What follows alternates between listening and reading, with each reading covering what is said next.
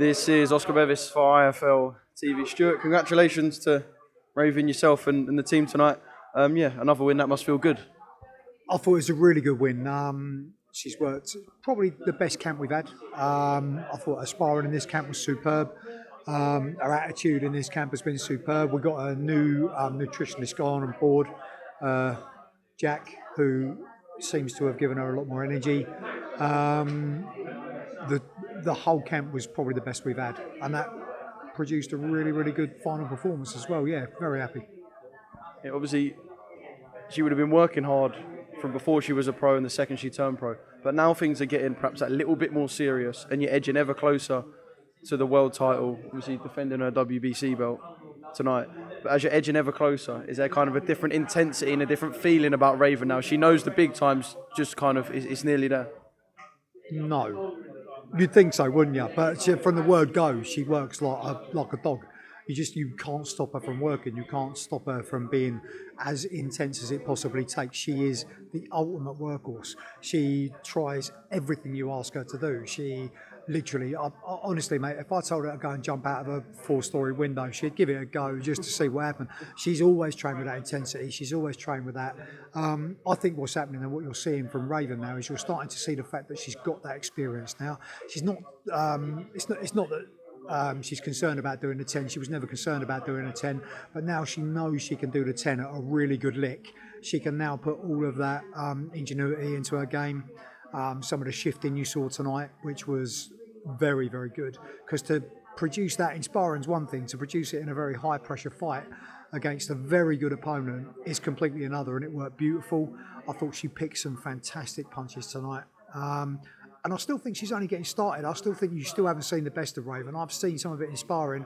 I think you still see another two or three gears from her yet.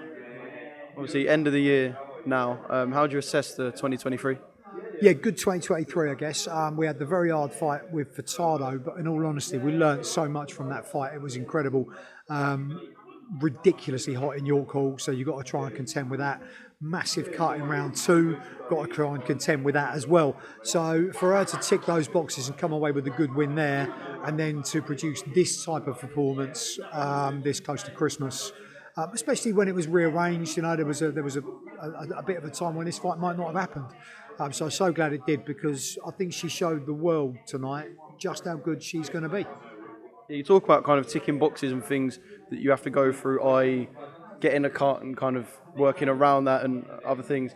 What has she not done, do you think, in her professional career? What box are you still waiting to be ticked, do you think? Because like you said, she has done quite a lot of things, come through adversity. And so what do you think there is that she still perhaps needs to tick before she gets to that top level? We haven't lost many rounds yet, so we haven't been put under it. We haven't had to come from behind particularly yet. Maybe going a couple down early and just seeing how it plays. Possibly, yeah. Although she's so... You might not get that until you're at the elite level, that's the thing. Exactly that. And listen, and then we'll see what happens when we get to that elite level. We'll go from there. But I think this year's been a step up all the way through. I think it accumulated indefinitely. This was our best opponent to date. Sedlikova was 17-1 going into this fight. Only ever lost to Niemanka. Niemanka's ranked in a lot of governing bodies higher than us, 1 or 2 of them just below us. So we knew this would be a hard fight. But truthfully, it didn't look like an hard fight, did it? Yes, it was physically hard, and yes, it was tough. But, I mean, let's be up front. We comfortably won that fight. Had we have had a little bit of extra time in each round, I think we'd have probably stopped her. I think she was on the brink a couple of 3 times there, and then the round goes. But that is ladies boxing. That is your 2-minute rounds. I couldn't be much happier, to be honest with you. I thought the year itself, that's a fantastic finish to the year. Obviously, everyone will want a crack at Amanda Serrano. And because of the legally binding Nando's, that probably will happen at some point. But is the fight to make her and Sky? I know it's difficult and there's different promotional outfits and broadcasters, whatever. But is the fight to make, especially for public interest, her and Sky? Probably. The fact of the matter is viable though. I don't know. I'm not too sure right at this very point in time exactly where we've got to go. I'd love the Serrano fight. The Serrano fight for me is a completely no-lose fight because nobody expects Raven Chapman to beat Amanda Serrano, So therefore, we go out there, whether we win, lose or draw. I don't think our stock changes much, Probably goes up if anything. Yeah, the Sky Nicholson fight is a fight that I'd love because everyone, if you when you see social media, when you look at Sky, she just come off the back of her career best performance as well, which was a really good performance. You know, she managed to get the stoppage. I think a fight between Raven Chapman and Sky Nicholson's a great fight. I think it's a pick 'em. I know what we'd do. I know what they think they'd do. I think we have a few more strings to our bow than what they have. But she's a very, very good fighter. Let's be upfront. She's very good at what she does. And I don't think anyone's in for an easy night against Sky at all because she's very clever, very intelligent, very, very good fighter. But Chapman's has got that little bit of something. She's got that little bit of something special. She's got variation. She's got variety. She's the best body puncher in female boxing. I truly believe that. I don't believe there's a better body puncher out there than Raven Chapman. And that can make a huge difference in the pros. More so over threes, but there you go. Yeah, I want to talk about that in a sec. Actually, no, let's talk about that now. Yeah, because we saw the other day, I know the press conference table is not the be-all and end-all of negotiating, but we saw Tasha Jonas and Michaela Mayer kind of flirt with the idea. Tasha was like, look, I haven't been told. I would be open to it. Michaela wants it. Your thoughts on that? I think that you'll find there was almost a 50-50 split between certain girls. There are certain girls out there who would love 3-minute rounds. Raven would love 3-minute rounds. She's an excellent pressure fighter. She cuts the ring well. You know, you saw it tonight. There was probably 2 or 3 rounds where had we had that extra minute, the chances are that we get her out of there. You know, she was badly hurt. I think it was the 7th. Badly hurt the 8th, bleeding profusely from the nose.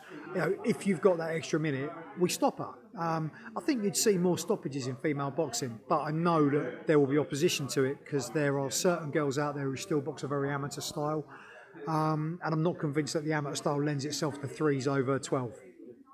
We never know. By the time she lands the world title fight, it might be mandatory 3s. Who knows? But yeah, Stuart, top man. Appreciate your time. And yeah, just kind of any final words on what has been a very good night for Team Chapman?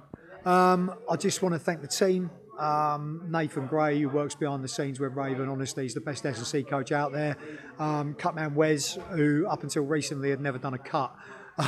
And then he gets that cut against Furtado, which honestly is one of the best cut jobs I've ever seen. It was absolutely superb. I mean, he stopped the bleeding on that. And you never know what happens. You know what I mean? If that cut keeps on going, you know, that could be a whole different story. We might not be stood here tonight. So brilliant. Paul, Dad, who I've just taken over the mantle from. I'm so lucky that I've got to do it. But most of all, I just think that Chappers herself she's just grown as an athlete. She's just grown as a boxer.